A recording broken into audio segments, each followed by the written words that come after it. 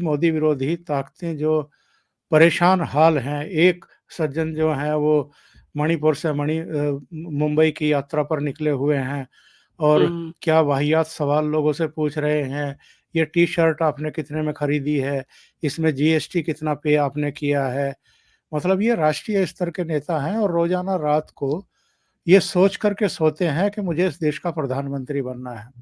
जी। और आप किस तरह के सवाल पूछ रहे हैं, किस तरह की बातें कर रहे हैं। 2016 में इस देश में विमुद्रीकरण हुआ था, नोटबंदी हुई थी हुँ, और हुँ। ये अभी भी नोटबंदी का रोना रो रहे हैं। यानी 8 साल हो गए और 8 साल बाद भी आपको सपने में नोटबंदी आ रही है। आप जीएसटी की बात करते हैं, जीएसटी भी अ, कितने साल हो गए उसको लागू हुए और उसके बाद से तो जो जीएसटी का कलेक्शन कुल मिलाकर के हो रहा है, उसने सारे रिकॉर्ड तोड़ रखे हैं।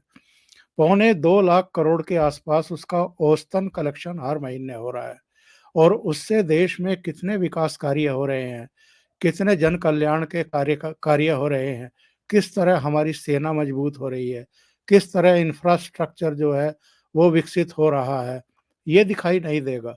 लेकिन आपको लोगों को किसी भी तरीके से सरकार के खिलाफ भड़काना है, लेकिन लोग भड़कते कब हैं? जब किसी के द्वारा कही हुई बात पर भरोसा करते हों। इन्होंने तो खुद का भरोसा ही खो रखा है। ये सेना पर ये सवाल खड़े करते हैं। चीन कोई गुस्ताखी करता है तो ये अपनी ही सरकार पर बरसना शुरू कर देते हैं। पाकिस्तान कुछ करता है तो भी अपनी सरकार पर बरसना शुरू करते हैं। जबकि एक ज़िम्मेदार विपक्ष के नेता का एक मैच्योर जो एक स्टैंड होना चाहिए वो ये होना चाहिए कि सबसे पहले वो चीन की आलोचना करे, उसकी हरकतों के लिए, उसकी गुस्ताखी के लिए, पाकिस्तान की आलोचना करे और उसके बाद फिर सकारात्मक दृष्टि से अगर आपको लगता है कि सरकार की भी आलोचना होनी चाहिए, तो वो सकारात्मक दृष्टि से की जानी चाहिए कि भई अगर इस तरह की गुस्ताखियाँ हो रही हैं दोनों सीमाओं की सरहदों की तरफ से, तो सरकार उतनी सजग रहे, हमारी सेनाओं को और आप मजबूत करें और उनका मनोबल बढ़ाएँ। लेकिन ये तो मनोबल तोड़ने वाली बात करते हैं। कोई आतंकवादी वारदात हो जाती है, तो फिर अपने सुरक्षा बलों पर और सरकार पर सवाल खड़े करने शुरू कर देते हैं। अभी जो मालदीव वाला प्रकरण हुआ, उसमें भी कांग्रेस की भाषा देख लीजिए क्या थी। तो ये जी। कुल मिलाकर के और जनमानस क्या है, जनता क्या सोच रही है किसी मुद्दे को लेकर के, मुझे लगता है कि इनको इस बात की भी ना तो समझ है और ना ही इनको ज़मीनी हकीकत का पता है कि ज़मीन पर क्या चल रहा है। और यही वजह है कि एक-एक करके अब लोग अपना रास्ता ले रहे हैं, जिनको जहाँ सूझ रहा है कि हम वहाँ जाकर के सुरक्षित रहेंगे, वो वहाँ जा रहे हैं। कमलनाथ हो, नकुलनाथ हों, अशोक चौहान हों, उनसे पहले मिलिंद देवड़ा हों, लगातार ये प्रक्रिया चल रही है। अब जी। तक करीब कांग्रेस के ही 8 पूर्व मुख्यमंत्री भारतीय जनता पार्टी में शामिल हो चुके हैं। 8 पूर्व मुख्यमंत्री इनके अब तक शामिल हो चुके हैं और बाकी नेताओं का की तो कोई गिनती ही नहीं है।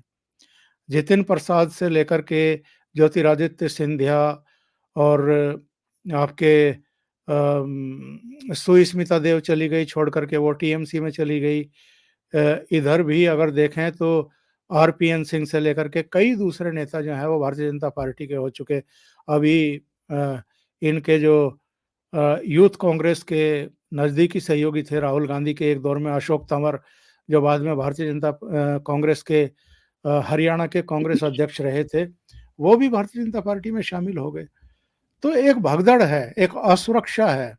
उनको लगता है कि जब हमारा सो कॉल्ड नेतृत्व ही इतना नॉन सीरियस है कि जिसको यही पता नहीं है कि अब लोकसभा चुनाव बिल्कुल सिर पर आ गए हैं और कौन से मुद्दे हैं जिनको हमें उठाना चाहिए।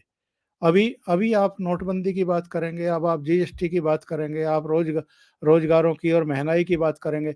ये सब इर्रिलेवेंट मामले हैं। देश में इस समय कोई ऐसा बड़ा मुद्दा नहीं है। महंगाई, मुद्रास्फीति की दर मनमोहन सिंह के समय 10 से ऊपर रही थी, हमेशा 10 से ऊपर रही थी। नरेंद्र मोदी के समय तो ये मुझे नहीं लगता कि कभी 10% के आसपास भी गई होगी। 5 से 7, 7 से साढ़े 7, हद से हद 8% तक गई होगी, उससे ऊपर कभी नहीं गई। तो कहाँ की महँगाई है। और मैं तो एक आंकड़ा देता हूँ, आजकल के पिछले 10 साल में इस देश में 38 करोड़ व्हीकल खरीदे गए हैं। और अगर आप जो नए घर बने हैं, मकान बने हैं, उनकी रजिस्ट्री वगैरह जाँच-पड़ताल कर लें, तो आपकी समझ में आएगा। आप किसी भी रेस्टोरेंट में चले जाइए, किसी होटल में चले चले चले जाइए, किसी हवाई अड्डे पे चले जाइए, पैर रखने की जगह नहीं होती है, इतनी भीड़ है, इतना पैसा लोगों के पास है, इतना उनका जीवन स्तर जो है वो सुधर गया है। और अभी नीति जी, आयोग की रिपोर्ट है, क्या बिल्कुल पढ़ना-लिखना बंद कर दिया है इन्होंने या सुनना बंद कर दिया है? नीति आयोग की रिपोर्ट में ही बताया गया है कि करीब 25 करोड़ के आसपास लोग गरीबी की रेसा रेखा से ऊपर आए हैं। तो ये सब चीज़ें जो हैं, जो लोगों के गले के नीचे उतर ही नहीं रही बातें, आप ऐसी बातें कर रहे हो और अपना टाइम बर्बाद कर रहे हो और मीडिया का भी टाइम बर्बाद कर रहे हो। सर मैं अपने उसी सवाल पे आती हूँ। कमलनाथ क्या जो पिछले विधानसभा चुनाव हुए थे, उसमें कुछ नाराज़गियाँ थी उनके दिमाग में, जो ये अब अपना माइंडसेट बना रहे हैं बीजेपी को जॉइन करने के लिए? क्योंकि मीडिया ने उनसे पूछा, तो उन्होंने इनकार भी नहीं किया। सर नहीं, कमलनाथ को तो इन्होंने नेता बनाया था, चेहरा बनाया था मध्य प्रदेश में। तो जी, कमलनाथ की कोई नाराज़गी नहीं थी। कमलनाथ के साथ रिज़ल्ट आने के बाद दुर्व्यवहार हुआ कांग्रेस के भीतर। एक तो ये केवल मध्य प्रदेश थोड़ा हारी है कांग्रेस, राजस्थान में भी हारी है, छत्तीसगढ़ में भी हारी है। जिस तरीके से जल्दबाजी में इन रिज़ल्ट का ठीकरा कमलनाथ के सिर पर फोड़ा गया और कुछ नेताओं ने बयानबाज़ी शुरू की, दिग्विजय सिंह सरीखे जैसे लोगों ने। जी, इसके जी। अलावा जिस तरीके से उनको अध्यक्ष पद से हटा दिया गया, भई आपने राजस्थान में अशोक गहलोत के खिलाफ कुछ बोला? नहीं बोला। अगर वो मुख्यमंत्री थे वहाँ पर और उनकी सरकार चली गई और भारतीय जनता पार्टी की आ गई, तो आपने अशोक गहलोत के खिलाफ क्या कार्रवाई की? मध्य प्रदेश में तो भारतीय जनता पार्टी की ही सरकार थी, फिर भारतीय जनता पार्टी की सरकार बन गई। कमलनाथ तो वहाँ मुख्यमंत्री थे नहीं। तो कमलनाथ पर आप गाज गिराएँगे, उनको अध्यक्ष पद से हटाएँगे, उनको बेइज़्ज़त करेंगे और अशोक गहलोत को आप कुछ नहीं कहेंगे और छत्तीसगढ़ में भूपेश बघेल को आप कुछ नहीं कहेंगे। तो ये जो दोहरे मानदंड हैं नेतृत्व को लेकर के और जो तौर तरीके हैं, इसको लेकर के कमलनाथ नाराज़ थे। नंबर 2, वो 2018 में भी जब उनको मध्य प्रदेश भेजा जा रहा था मुख्यमंत्री बना करके, बहुत ज़्यादा इंटरेस्टेड नहीं थे। वो सेंटर की राजनीति करना चाहते थे पर उनको वहाँ भेजा गया। वो उनकी सरकार 1.5 साल बाद ही गिर गई जब ज्योतिरादित्य सिंधिया ने बगावत कर दी और 22 एमएलए लेकर के वो भारतीय जनता पार्टी के पास चले गए। फिर से शिवचरण चौहान जो है, शिवराज सिंह चौहान मुख्यमंत्री बन गए। अब जब नतीजे आ गए थे, कांग्रेस हार गई थी, भारतीय जनता पार्टी 163 सीटें लेकर के प्रचंड बहुमत के साथ फिर से सत्ता में आ गई, तो भी कमलनाथ की इच्छा थी कि मैं सेंटर में आ जाऊँ वापस, भोपाल छोड़ दूँ।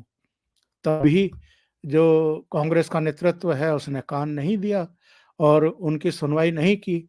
अभी जो राज्यसभा का चुनाव हुआ जिसमें नॉमिनेशन चल रहे हैं अभी 27 फरवरी को जो चुनाव होने वाला है, उसमें भी कमलनाथ इंटरेस्टेड थे कि मैं राज्यसभा में चला जाऊँ। तब भी इनको टिकट ना दे करके दिग्विजय सिंह के एक करीबी हैं अशोक सिंह, उनको टिकट दे दिया गया। जी, ये जी। लगभग वैसा ही केस है जैसा ज्योतिरादित्य सिंधिया के साथ इन्होंने किया था। जी, जी। ज्योतिरादित्य सिंधिया को भी इन्होंने सम्मान नहीं दिया। उनको ना अध्यक्ष बनाया, ना राज्यसभा भेजा, ना उनके समर्थकों को ठीक से ट्रीट किया, तो वो छोड़ कर के भारतीय जनता पार्टी में चले गए। तो चुनाव का समय है। इस बार जैसे सोनिया गांधी को लग रहा है कि रायबरेली से वो जीत नहीं पाएँगी, इसलिए राज्यसभा की तरफ निकल ली। इसी तरीके से कमलनाथ को और उनके बेटे को लग रहा है कि इस बार छिंदवाड़ा में नहीं जीत पाएँगे। तो इसलिए उनको लग रहा है कि कम से कम अपनी सीट तो बचा लो भारतीय जनता पार्टी की तरफ जा कर के। तो जी, ये जी। हालत हो गई है आज विपक्ष के नेताओं की।